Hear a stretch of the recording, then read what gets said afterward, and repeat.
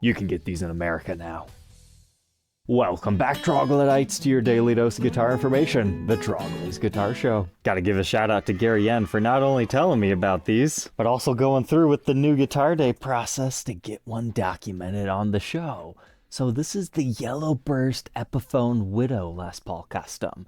Now I know what you're thinking, hey Trogly, we've already talked about these 3 other times. These were first launched about a year ago as a Guitar Center exclusive in a purple burst, an indigo burst, an orange burst, and the only one I haven't documented yet is the red burst. Those ones are still Guitar Center exclusives for the USA market. However, dealers in other countries have also been selected, such as Anderton's in the UK and Long & McQuaid for Canada. That's going to become important here in a second because the Canadian and Japanese market had a yellow burst exclusive.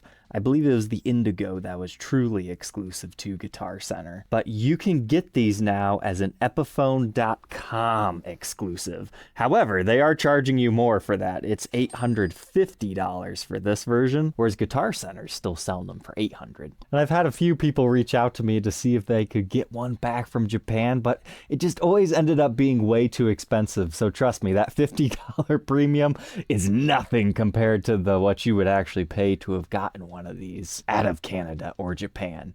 So my first impressions, I was curious, how different can orange versus yellow really be? Because it didn't look that different in photos. Unfortunately, I do not have them to side by side compare them, but yeah, the color is very different. It's especially noticeable on the back. This still has that dark grain fill that the orange had, but the yellow is indeed much brighter. So if you're going for like a complete set just because you like these colors and they inspire you, go for it. I really like this one because it has like it looks like flame figuring. I don't think it actually is. But like the orange, this one doesn't quite have that neon binding effect to it. It looks fairly uniform. In fact, it might be the most uniform one we've seen yet. But it looks like we're still rocking scarf joints. You're just paying $50 for the premium finish. Nothing else has changed here. But in case this is your first episode, if you're confused, what is going on here? Why does it look so strange? The Widow series was first introduced in 2009 as a Sam Ash exclusive. It had a cool stinger on the back with the spider, but the main thing that was cool is it was shot over in a solid red finish before they put the clear coat over top of it. Usually they'll scrape away any finish that gets put over top of the binding, but for the Widows they leave them alone. But then Gibson started to try the other colors out from there, and the rest is history. It was a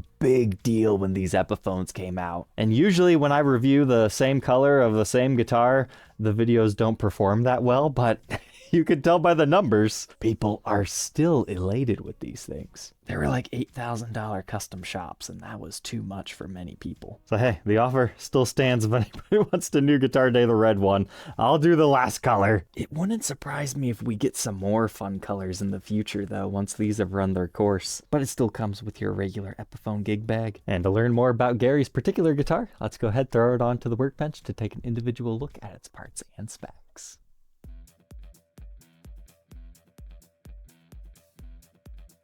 The workbench lighting really helps show off the yellowness, and what's cool about the Yellow Widow in particular is this could just be like a really aged silver burst like finish. It's not necessarily just the whole colors thing like it is for a red or a blue, because vintage guitars can age a yellow hue. Sometimes they turn orange if you get enough ambering to them, but this is probably the most believable one. But this one's labeled PBC, so it should be a Pro Bucker custom. We've got that in our bridge position as well. For some reason I was thinking the other ones had just the regular Pro Buckers, but no, that's the same pickup set. Nothing different. I was just hoping we'd find something other than the exclusivity of this finish for that $50 price change. Or maybe it's just that these are newer, and once the other dealers sell out of current stock, maybe a price increase is coming, who knows. But here we can see our yellowed over sticker that has our QR code as well as serial number. We can also see where that maple top joins onto our mahogany body that's multi-pieced. It's a little easier to see in this direction. And our same short neck tenon over here with some other various markings.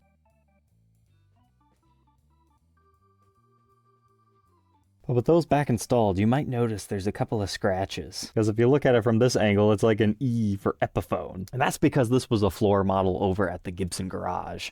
when Gary first contacted me, he was kind of frustrated because he's been wanting to order one of these on Epiphone's website. They just have not been in stock. He was actually going to commission me to get one out of Japan that he liked, but it ended up being close to $1,500 to get that all said and done, which was about $200 more than he wanted to pay. But just on the off chance that maybe the garage would have it, because they stock all the exclusives, I messaged them up, and sure enough, they had one, but it was a floor model. It had some scratches. But seeing as Gary was okay paying $1,300 for one of these, me messaging him back saying, oh yeah, it's only $850, new guitar day.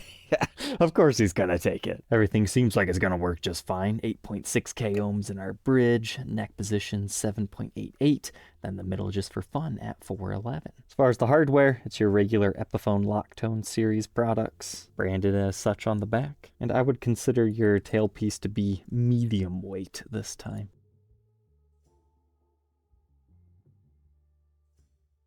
But we'll just take a second to paint the light over the top here so you can decide if this is the color that you need in your life.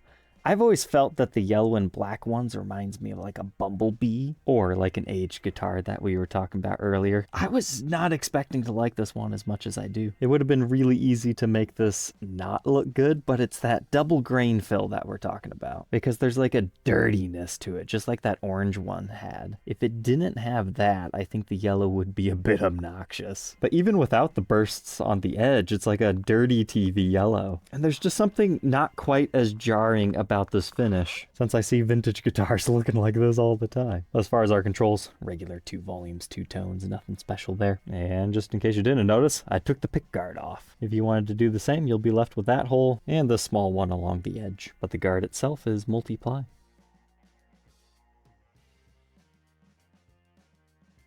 But now we can move on from our multi-piece maple top with a 2-piece flame maple veneer and multi-piece mahogany body to our multi-piece mahogany neck with ebony fretboard. I don't know if they conditioned this at the garage or did some additional staining treatment, but it looks very lush for an Epiphone fretboard. Like it's even a little bit more smooth. I mean, maybe Epiphone's just working on that because some of their ebony boards will still have that slight roughness just like their rosewoods, but I've been noticing that's been getting a bit better. This one does not have the stainless steel frets. Trust me, I bet a version of that will exist in a couple of years as they're slowly rolling those out to more Epi models. But even take a look at the edges of the frets. They're fairly rolled off. They're not super sharp by any means, but our inlays are still the acrylic blocks. Now, it's supposed to be a 12-inch fretboard radius, but it's not quite there.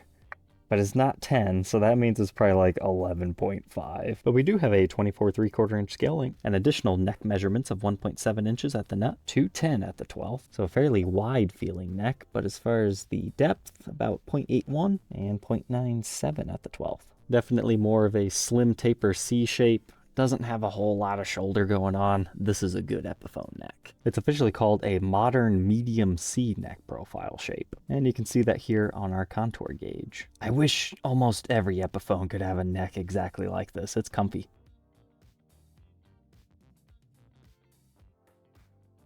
And jumping on up to our headstock, we can take a closer look at this. You do have your Pearl Epiphone logo with the custom emblems, and just like everything else, it's covered over in yellow with a black and white truss rod cover, reading Les Paul Custom. And our standard import style truss rod.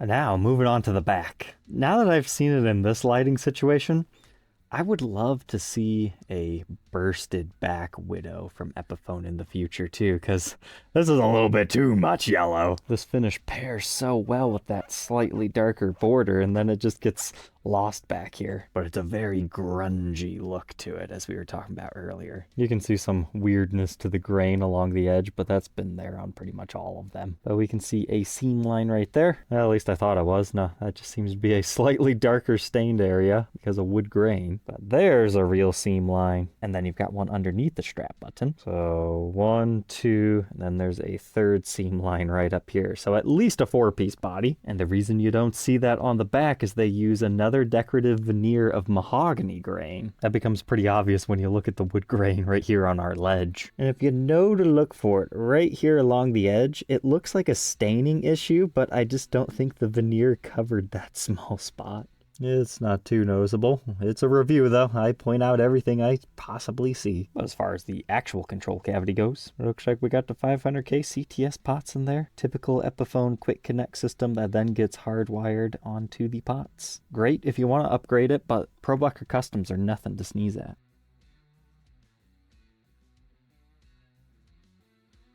If you didn't understand what I was talking about earlier, Epiphone necks are usually constructed with a scarf joint and then they add on the heel. So they've got this area, that's the main portion of the neck, but to fill out this back area, they glue on another piece. That means they don't have to use as thick of a piece of wood and carve it away like they do on a Gibson. And then they join on the headstock in this area, which some guys say is actually stronger. However you feel about it, it is a difference between this and the Gibson Custom Shop version. But we've got our regular Grover tuners, non-locking this time, and our serial number also impressed into the back side of our headstock here, dating it to 2025. But interestingly enough, May. So I wonder if the real reason why these are now Epiphone.com exclusives is because the other international dealers couldn't sell as many of this color. And along similar lines, the $50 premium might be because they had to reship them all over the world. Or maybe we're just speculating too much. Whatever it is, I'm glad people have the option now because it really is a lot different from orange.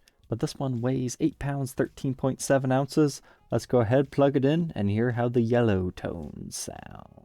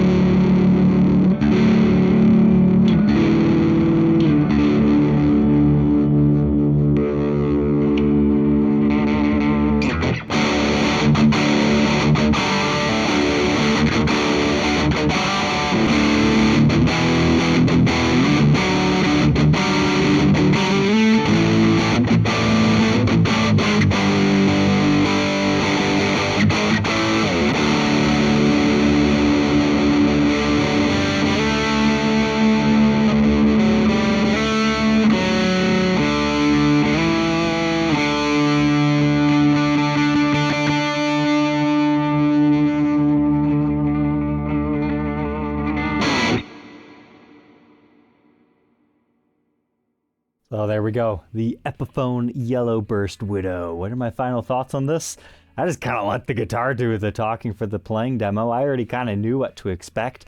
I wanted maybe just a little bit more shimmeriness out of the clean tones, but once you throw some distortion on this thing, it sounded quite fantastic. It didn't get like super mushy, and it certainly inspired me to go down to the drop D tuning to do a little bit of chuggy chug. So I'd say that makes this one a good guitar. So hopefully this video helps you make an informed decision whether the Yellow Burst Widow is right for you. I mean, when it comes to these guys, they're fairly priced within the Epiphone range. There are a few that you could get maybe a little bit cheaper or has better specs, like the Epiphone Modern that has the heel swoop if you're worried about upper fret access. But these are so much fun if you like a particular color or like that colored over binding effect. They can be very inspiring to play. So it's definitely a model I would suggest if this is like your first electric guitar even.